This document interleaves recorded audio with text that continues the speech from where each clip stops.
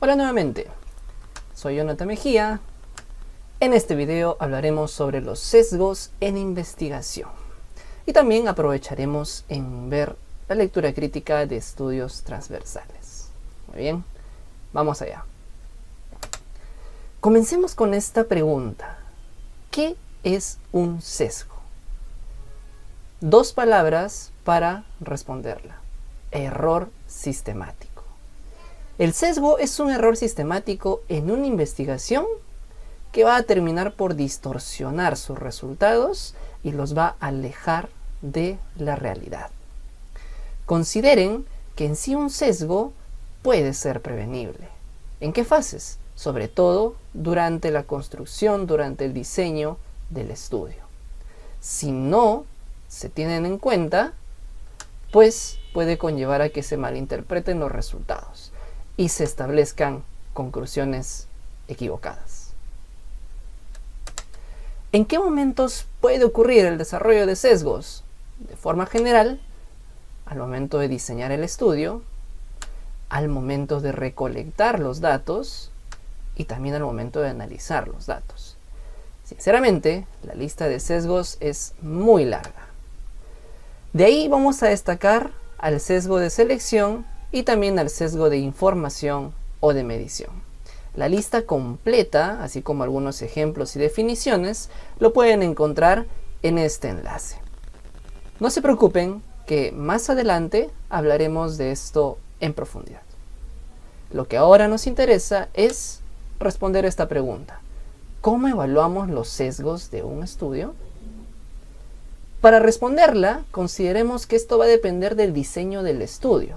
Otra vez, dependiendo de este diseño, podemos utilizar ciertas herramientas para evaluar el riesgo de sesgo. Si tenemos una revisión sistemática, utilizamos el AMSTAR-2. Si es un ensayo clínico aleatorizado, la herramienta del Cochrane, el ROP. Si es un estudio observacional, podemos utilizar el Newcastle-Ottawa Scale. Y si es un estudio de exactitud diagnóstica, podemos utilizar el QUADAS, entre otros. Nosotros nos enfocaremos a los estudios observacionales en esta ocasión. Para ello debemos de conocer a la NOS, a la Newcastle-Ottawa Scale. Esta es una escala utilizada para evaluar la calidad y el riesgo de sesgo de estudios observacionales. ¿Ok? Recuerden, observacionales. Existen dos herramientas reconocidas oficialmente por la organización que la desarrolló, que son orientadas a estudios de casos y controles y también a estudios de cohortes. Sin embargo, al momento de desarrollar revisiones sistemáticas como parte del análisis y de elaboración del riesgo de sesgo de los estudios, los autores suelen modificar la NOS para poder hacerla más acorde al tema que están evaluando. Conozcamos un poco más a la NOS. Esta escala está compuesta por tres categorías que a la vez tienen diversos ítems. Y estos ítems van a variar según el tipo del estudio que se va a evaluar.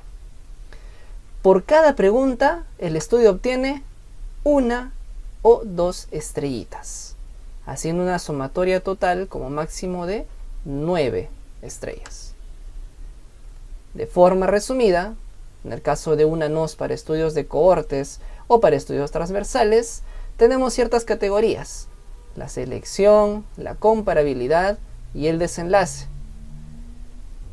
4 preguntas para la selección, 1 pregunta para la comparabilidad y 3 preguntas para el desenlace.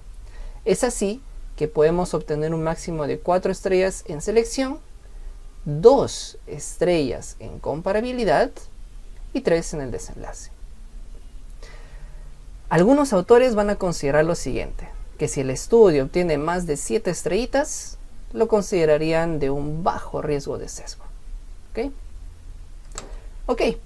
Nosotros hemos modificado esta NOS para poder evaluar estudios transversales. Vamos a tener las 3 categorías con sus respectivas preguntas o ítems. ¿Ok?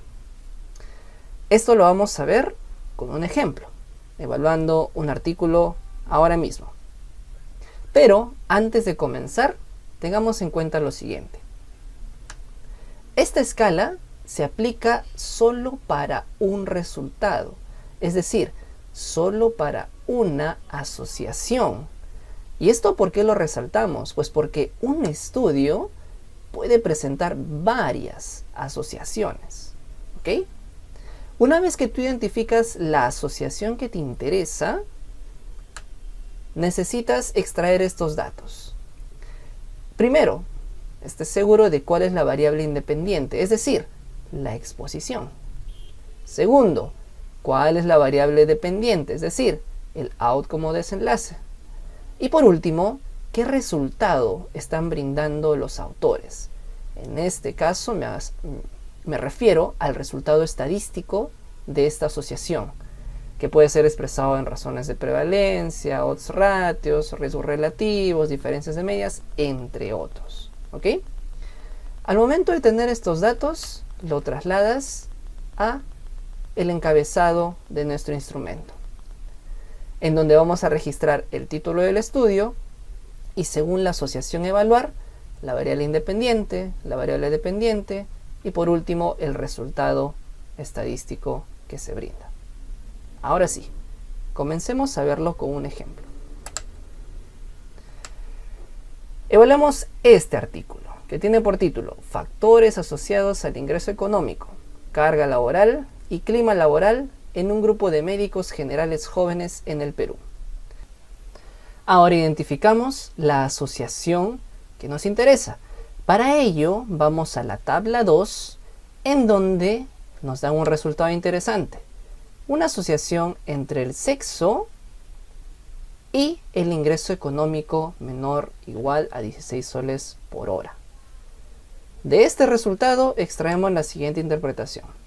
El estudio reportó que en médicos generales jóvenes del Perú, las mujeres tuvieron un menor ingreso económico, es decir, menor o igual a 16 soles por hora, que los varones. Y tenemos este resultado estadístico, que por ahora, como estamos en una introducción, únicamente consideremos la interpretación de aquí arriba, ¿ok? Parte de nuestro escepticismo que debemos de tener siempre al iniciar una evaluación de un estudio es no creer. Ok, pasemos a lo siguiente. Primero, tenemos que identificar la variable independiente, la variable dependiente y el resultado. Esta es la asociación que estamos evaluando. La variable independiente será el sexo. Y la variable dependiente o desenlace, el ingreso económico menor o igual a 16 soles por hora. ¿Vale? Mientras que el resultado es el de aquí, que tiene esta interpretación. ¿Sí? Según esto, llevamos al encabezado de nuestro instrumento el título del estudio, la variable independiente o también que es el factor de exposición, el sexo, la dependiente o desenlace y el resultado estadístico. Pasemos ahora sí con la primera categoría, la primera dimensión de la NOS. Comencemos con la selección, que tiene un máximo de 4 estrellas. Comúnmente, al desarrollar estudios, los investigadores se enfocan en una población. Sin embargo, una población puede involucrar decenas, cientos, miles o millones de individuos. En los últimos casos, no resulta para nada factible realizar el estudio en millones de personas, inclusive miles. Pero tenemos un hack. Mediante métodos y cálculos, podemos seleccionar a cierto número de participantes que compondrán la llamada muestra. Este va a ser un grupo reducido de individuos que pertenecen a esta gran población. Todo bien hasta aquí. Sin embargo, puede aquí haber un problema.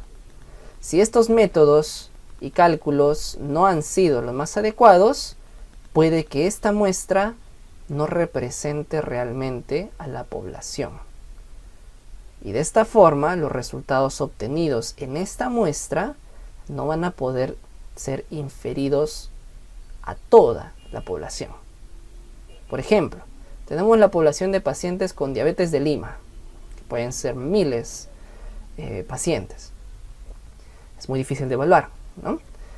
Pero nosotros obtenemos una muestra de solo 380 de ellos, mediante un muestreo aleatorio estratificado. Ok, según esto, podríamos entonces considerar una mayor factibilidad de desarrollar el estudio en esta muestra. Muy bien, según este concepto previo, ahora pasemos al instrumento, en donde evaluamos en el primer ítem la representatividad de la muestra, ¿sí? Es decir, si la muestra fue verdaderamente representativa de la población objetivo, le damos una estrella.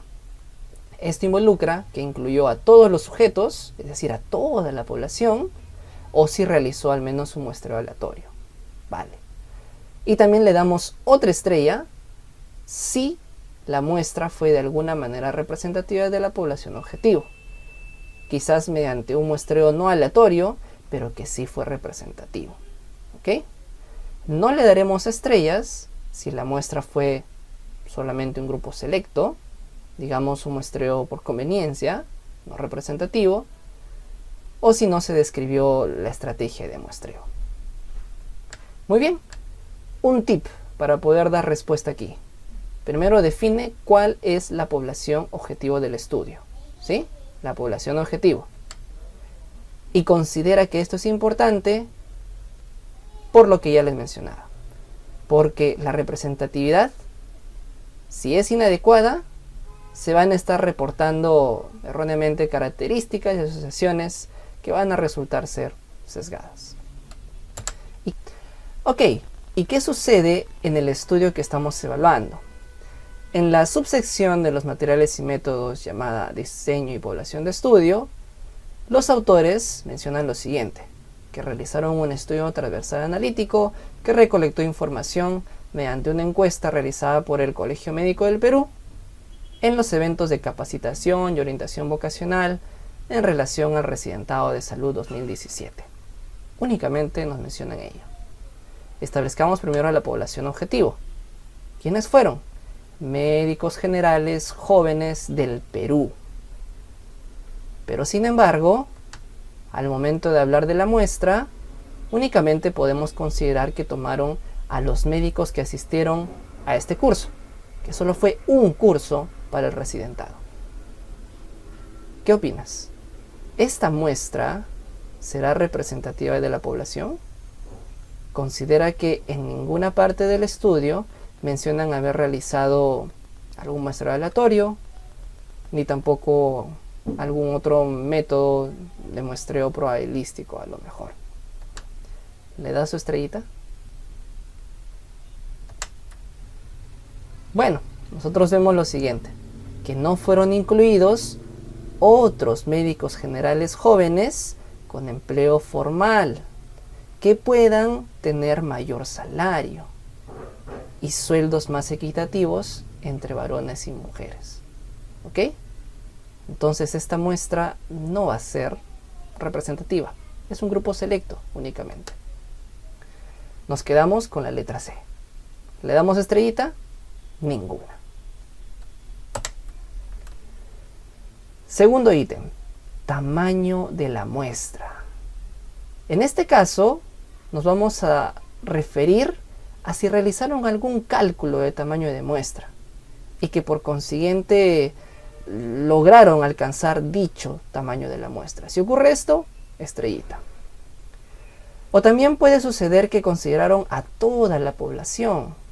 Quizás su población no era muy grande y tuvieron los medios para poder acceder a toda ella.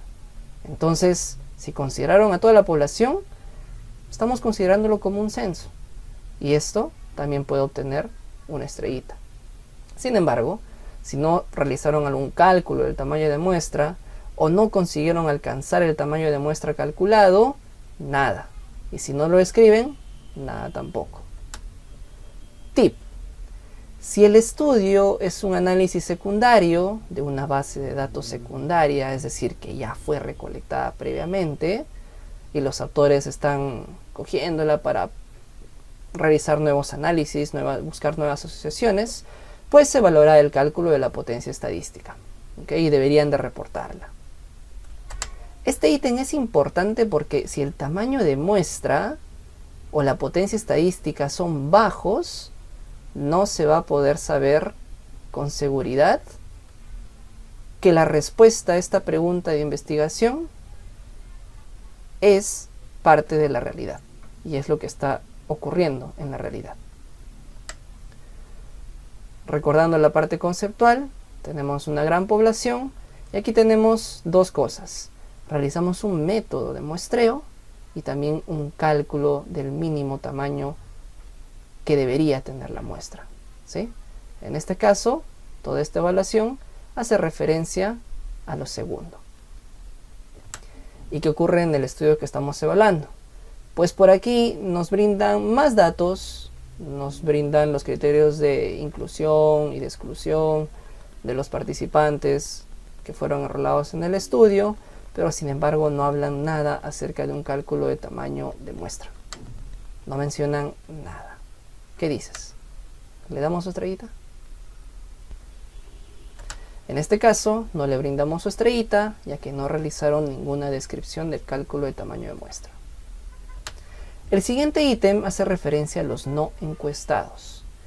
Esto habla sobre la tasa de respuesta de la encuesta. Idealmente, todos los que fueron enrolados o incluidos desde un inicio deberían de haber respondido a la encuesta y pues por consiguiente haber sido incluidos en el análisis estadístico. Sin embargo, hay muchos que dejan en blanco o cometen ciertos errores al registrar sus datos que tienden a ser excluidos. Si la tasa de respuesta fue alta, mayor o igual a 80%, le damos estrellita. Si la tasa de respuesta fue baja, menor a 80%, podemos tener una consideración, revisar que las características de quienes respondieron y quienes no respondieron sean similares. Los autores deberían demostrar esta comparación, ¿sí? Lo cual a veces sí es un tanto difícil encontrar. Si pasa esto, le damos una estrella también. Si en un caso es menor a 80% y las características de los respondedores y no respondedores fueron diferentes, nada. Si fue menor a 80% y no hay comparación entre respondedores y no respondedores, nada.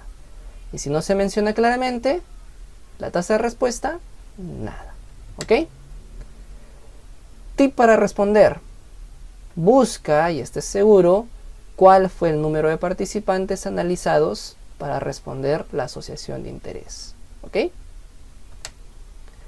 Este ítem es importante, relevante, ya que si el grupo que rechaza participar es muy grande, también puede haber problemas de representatividad de la muestra, ¿sí? Y se van a terminar alterando las características y por consiguiente la asociación también del estudio. Ejemplo, 300 personas fueron abordadas. De estas 25 no respondieron a la encuesta. ¿Cuál sería la tasa de respuesta? Un procedimiento muy sencillo, ¿no? En donde tendríamos 275 de 300, un 91.7%. ¿Y qué sucede en el estudio? Aquí nos mencionan en los resultados que 301 médicos respondieron la encuesta presentada. Y también los autores fueron muy amables en mencionar que 221, es decir, 73,4%, fueron encuestas incluidas en el análisis. Esta vendría a ser la tasa de respuesta. Un tip aquí es que usualmente esto está descrito en el primer párrafo de los resultados. ¿Qué opinas? ¿Le damos su estrellita?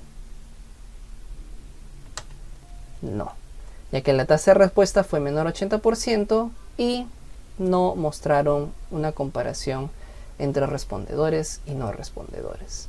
Esto puede traer ciertas limitaciones, ¿no?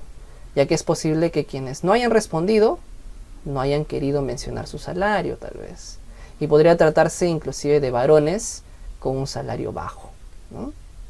Lo cual sesgaría pues los resultados.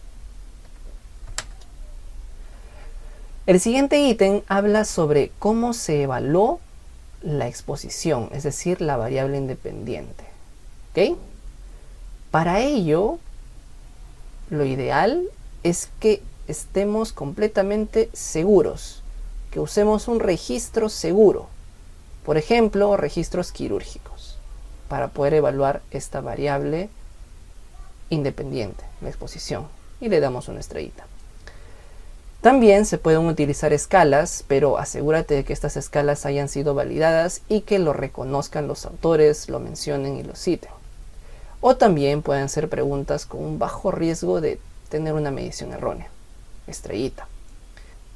Si en un caso se usó autorreporte, es decir, se confió en lo que el participante te dijo, sin verificar un registro seguro u otro elemento que te brinde certeza, esto puede llevar pues a mediciones erróneas, no le das estrellas.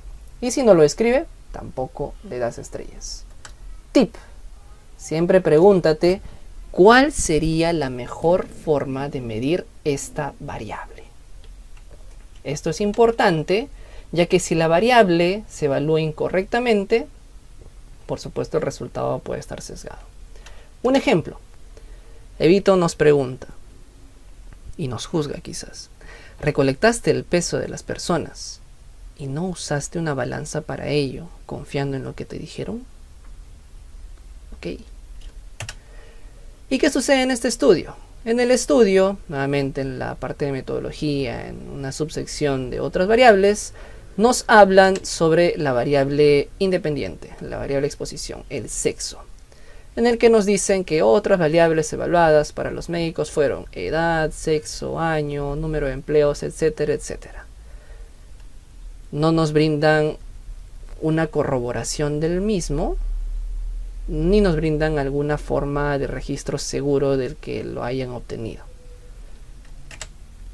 ¿Le da su estrellita? En este caso, consideramos lo siguiente. Se usó escalas validadas, lo cual no aplica, pero sí que es una pregunta con bajo riesgo de una medición errónea. Es muy difícil que una persona desconozca su sexo, ¿sí?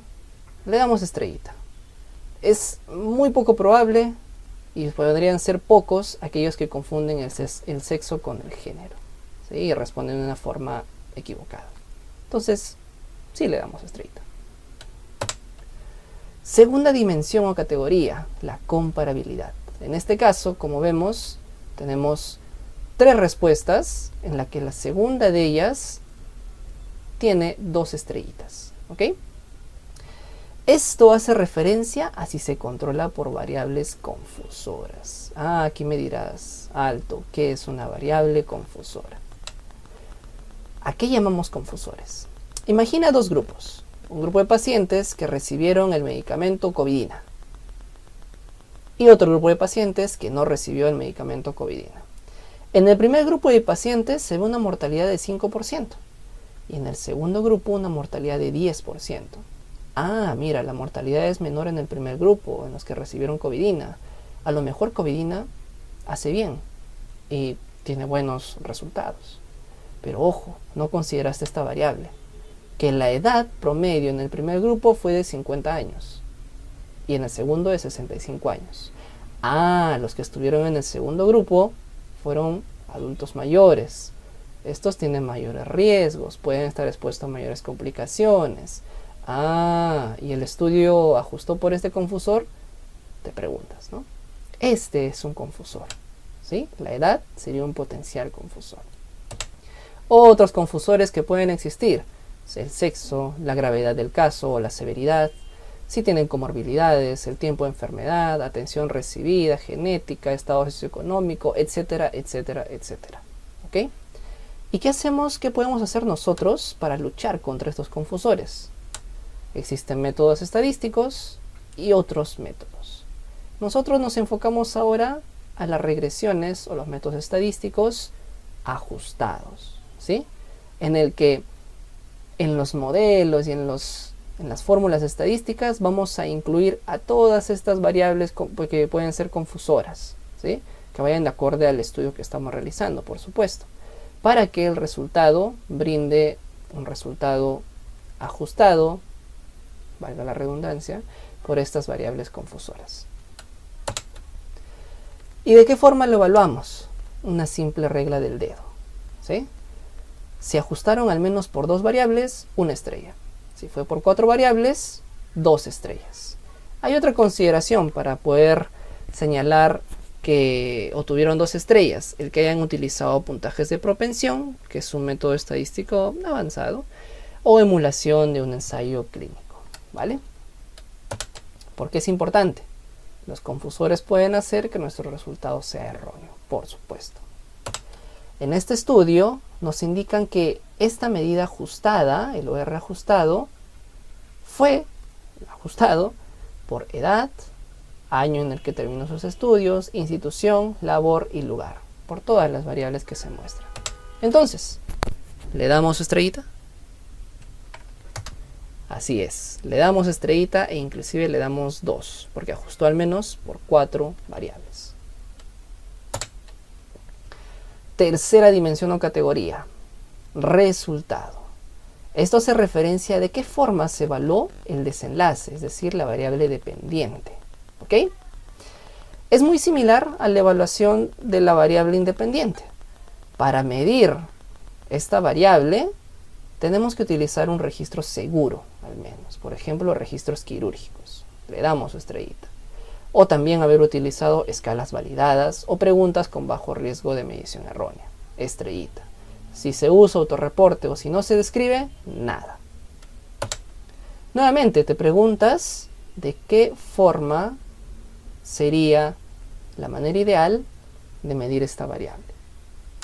Si no se evalúa, si no se mide de esta manera ideal, pues el resultado puede ser erróneo. Y nuevamente Evito nos cuestiona. ¿Recolectaste la talla de las personas y no usaste un tallímetro? Confiando en lo que te dijeron. ¿Y qué sucede en este estudio? Pues en el estudio nos indican que la variable desenlace, el ingreso económico, fue brindada por el propio encuestado. Se solicitó al encuestado. Es decir, autorreporte. ¿Le damos estrellita? No le damos estrellita. Utilizan autorreporte. ¿Y qué podemos por aquí pensar un poco más allá? Pues que es posible que los varones hayan reportado un salario mayor al real, en tanto que las mujeres hayan sido más sinceras, lo cual nos brindaría un resultado erróneo en la asociación. Podemos especular esto. El siguiente ítem habla sobre el cegamiento de quienes evaluaron la variable desenlace. Tal y como suena, quien evalúa la variable desenlace no debe de conocer quién estuvo en el grupo exposición y quién estuvo en el grupo de no expuestos. Si en un caso fue una evaluación ciega, estrellita. Si no lo fue o no se escribió, nada. El tip para poder responder es que el evaluador de la variable de desenlace debería estar cegado. ¿Ok? Recuerden esta imagen. No saber si el participante está en el grupo expuesto o no expuesto. Esto es importante, ¿por qué? Porque si el evaluador no está cegado, podría recolectar de una forma diferente la variable desenlace en las personas de cada grupo. Podría estar sesgando esta forma de recolección del dato. ¿Y qué sucede en el estudio? ¿Quién respondió a la variable dependiente, a la variable desenlace? El mismo encuestado. Fue por autorreporte. Entonces, si vamos a nuestra imagen, el mismo participante era el evaluador. El mismo participante sabía si era de sexo masculino o de sexo femenino. Ok, confuso, ¿no? Confuso. ¿Le damos su estrellita? No te hagas bolas. Es una evaluación no ciega, ¿sí? Entonces, no le das una estrellita. Al ser un autorreporte, el participante en este caso sabe su sexo, no está cegado. Ahora tenemos a la prueba estadística. Para poder darle una estrellita, la prueba estadística debe de estar descrita, debe de ser lógica, es decir, en cuanto a la elección de qué prueba estadística se está utilizando según los desenlaces, según las variables que se están evaluando, y también se deben de presentar los resultados con sus intervalos de confianza y usualmente el intervalo de confianza al 95%. Ya que estamos en una parte introductoria, obviemos esto de que es apropiada, ya que requiere conocimientos un tanto más profundos. Enfoquémonos en que se mencione qué prueba estadística se está utilizando, que esté descrita y que se presenten sus intervalos de confianza. Si no ocurre nada de esto, no le damos estrellita, ¿vale? Esto es importante ya que si no utilizamos una prueba estadística adecuada, también los resultados van a estar sesgados. ¿Qué nos dicen en la parte del análisis de los datos? Pues nos comentan que usaron un modelo de regresión logística. Ok, y sí era algo lógico. Y en cuanto a la asociación, nos brindan la medida del efecto, que es un OR de 1,94, y también nos brindan el intervalo de confianza, al 95%. ¿Le damos estrellita? Sí, le damos estrellita. Ok, ya para terminar, pasamos a la sección final, la evaluación final. En esta primera parte debemos de realizar el conteo del número de estrellas por cada dimensión o categoría, ¿sí? Y en esta segunda parte, mencionar qué sesgo realmente disminuye mi confianza en este resultado que ha sido evaluado. Por último, terminamos valorando. A partir de todo este raciocinio, esta crítica, valorar si tenemos una confianza alta, media, baja o muy baja en este resultado. En cuanto a nuestro ejemplo, en la primera dimensión tenemos una estrella, en la segunda 2 y en la tercera 1. Hace un total de 4 estrellitas. ¿Okay? Si recordamos, algunos autores dicen que mayor a 7 estrellas tiene bajo riesgo de sesgo, pero esto no cumple. Y ahora empezamos a razonar. Al hablar de la selección, nos llamó la atención que la muestra no era representativa, que no calcularon un tamaño de muestra y que la tasa de respuesta fue menor 80%. Entonces, al no tener este concepto de representatividad sólido, los resultados no pueden ser extrapolados a todos los médicos generales jóvenes del Perú. En comparabilidad no teníamos observaciones, pero en resultado sí, ya que el desenlace fue evaluado por autorreporte y no fue cegado. Es posible que los varones hayan inflado sus salarios, es posible, y de esta forma se estaría sobreestimando el resultado. Para poder proceder a responder a cuánta confianza tienes de que el resultado evaluado sea cierto, considera lo siguiente. Interpreta cada dominio por separado, ¿sí? Un solo dominio afectado podría disminuir nuestra confianza en el resultado. En este caso, tenemos 2 dominios afectados con sesgos importantes que conllevan a una confianza baja. Es decir, que el estudio permitiría plantear hipótesis, pero no confirma nada sobre la asociación evaluada. ¿Ok? Hasta ahí nuestra evaluación de este estudio.